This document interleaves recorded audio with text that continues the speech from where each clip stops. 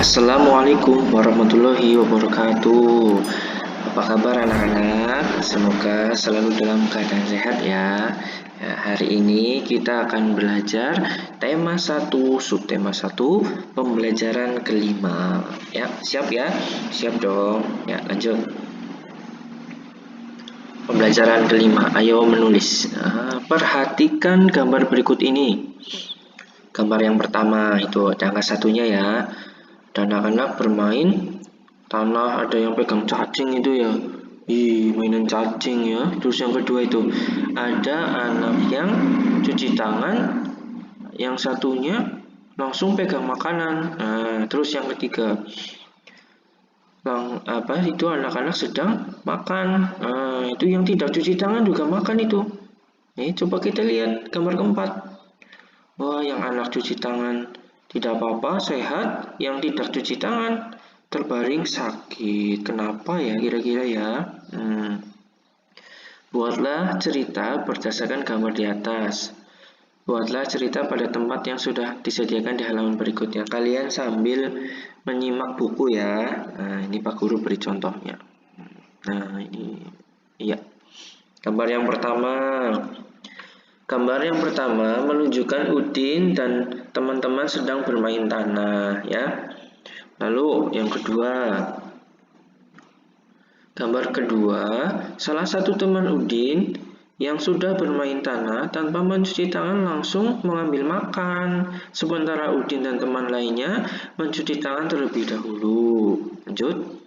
Gambar yang ketiga, Udin dan teman-teman makan bersama. Itu ngemil ya, itu makan jajan itu. Loh, lanjut.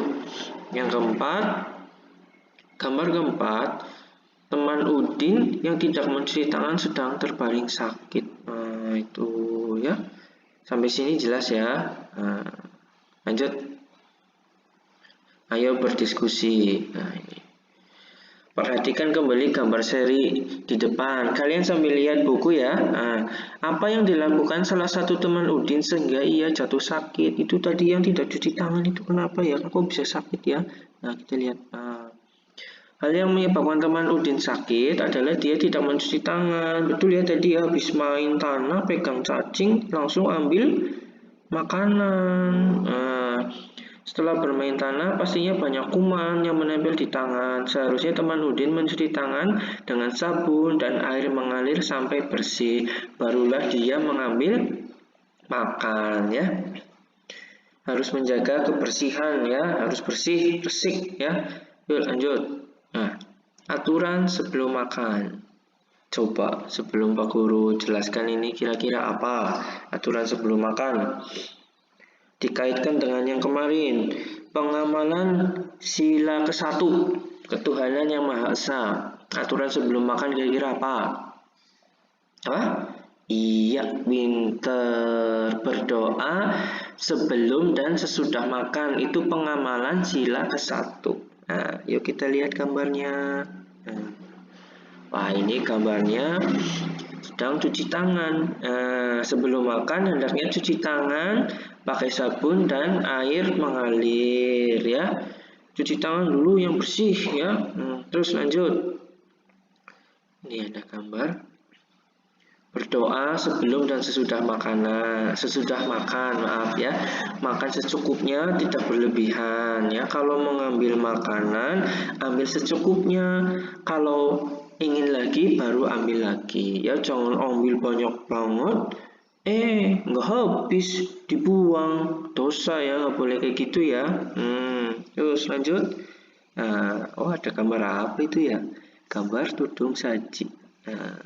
Simpanlah makanan di tempat yang tertutup supaya terjaga kebersihannya. Kalau habis makan, udah selesai, makanannya masih buat nanti lagi, ditutup di tempat yang rapat ya, supaya tidak ada lalat yang hinggap seperti itu. Sampai sini dulu, jelas ya? Ya, sip, hebat kalian. Yuk lanjut. Aturan sebelum makan. Salah satu ciri makhluk hidup adalah tumbuh.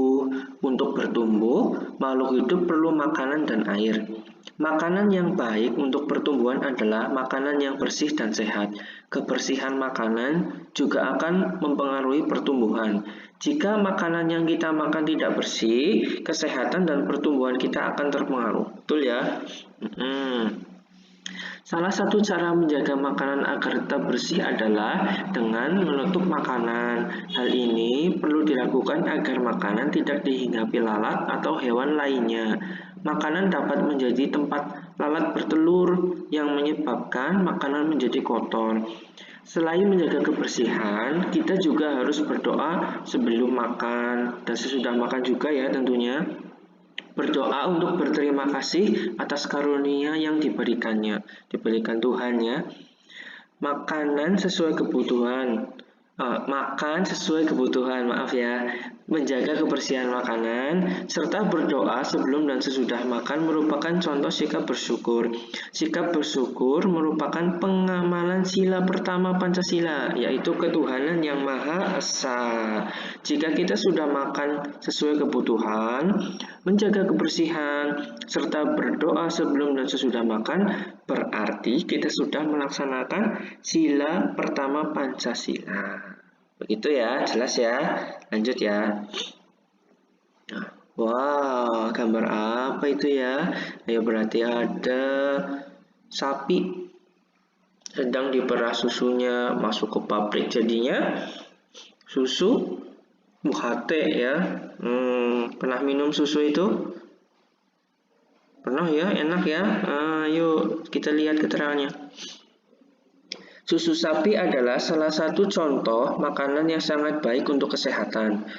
Beberapa perusahaan memproduksi susu sapi dalam bentuk kemasan kotak siap saji agar mudah dikonsumsi. Berikut ini adalah jumlah kemasan kotak yang dapat dihasilkan oleh beberapa perusahaan. Ya, itu kita lihat lanjut. Nah, ini ada tabel ya. Ada nomor perusahaan, jumlah susu kemasan yang dihasilkan per bulan. Ya, lanjut. Nomor 1, perusahaan A menghasilkan 1.200 kotak susu. 2, perusahaan B menghasilkan 3.000 kotak susu. 3, perusahaan C menghasilkan 4.800 kotak susu. 4, perusahaan D menghasilkan 3.250 kotak susu. 5, perusahaan E menghasilkan 2.200 kotak susu. Jelas ya sampai sini? Nah, kita lihat pertanyaannya. Berdasarkan daftar tersebut, selesaikan beberapa persoalan berikut. 1. Manakah perusahaan yang menghasilkan susu kemasan kotak yang paling banyak setiap bulan? Nah, kita pelajaran yang kemarin ya, diingat-ingat. Lihatlah satuan nilai tempat, lihatlah nilai tempat yang paling besar. Nih, ribuannya. Nilai tempat ribuan yang paling besar yang mana? Ada angka 1, 3, 4, 3, 2. Yang 4 ini ya, yang paling banyak, yang paling besar. Berarti yang perusahaan C 4.800 kotak. Jelas ya? Lanjut ya, lanjut. Manakah perusahaan yang menghasilkan susu kemasan kotak paling sedikit? Sama, lihat nilai tempatnya.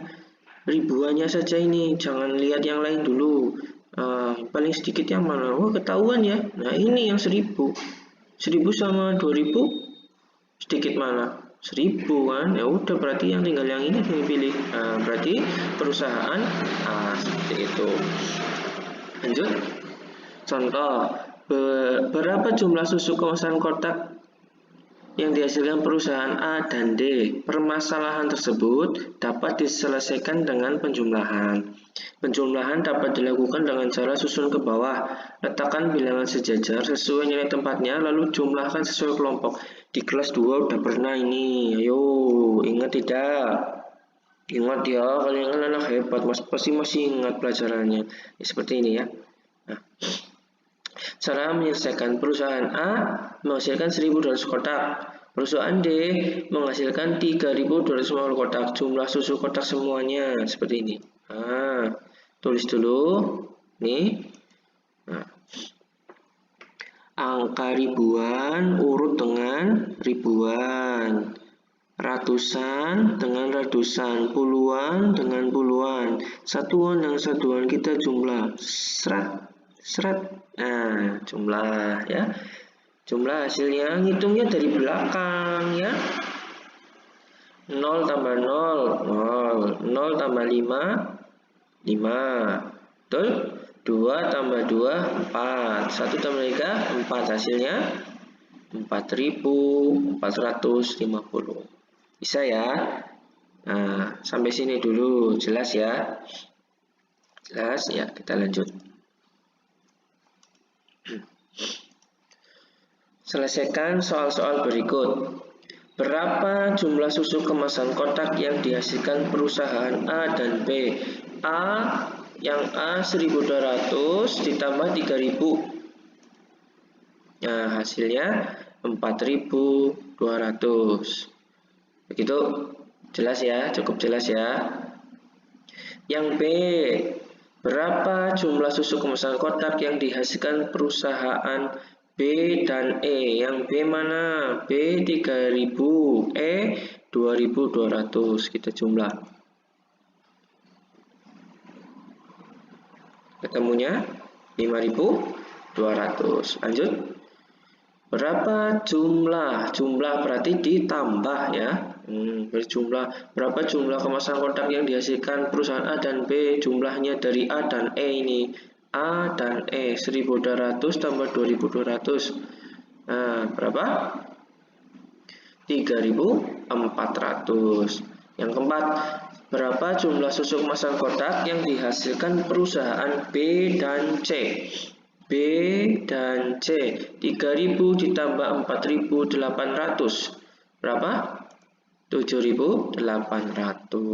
Yang sekarang yang nomor 5 ya, nomor 5 itu jumlah susu kemasan kotak yang dihasilkan perusahaan A dan C. A 1.200 ditambah 4.800 hasilnya 6.000. Seperti itu, jelas ya? Ya, sampai sini dulu. Mudeng apa mubeng? Ayo, mudeng ya, jelas ya. Pintar kan, kalian kan anak pintar ya. Pastinya dapat menangkap pelajaran dengan cepat ya. Amin. Yuk lanjut ya. Alhamdulillah selesai. Seperti itu anak-anak. Jelas ya. Ya. Jaga kesehatan ya anak-anak. Makan makanan yang bergizi, nurut dengan orang tua, rajin olahraga ya. Semoga kita selalu diberi kesehatan oleh Allah Subhanahu wa taala. Terima kasih. Wassalamualaikum warahmatullahi wabarakatuh.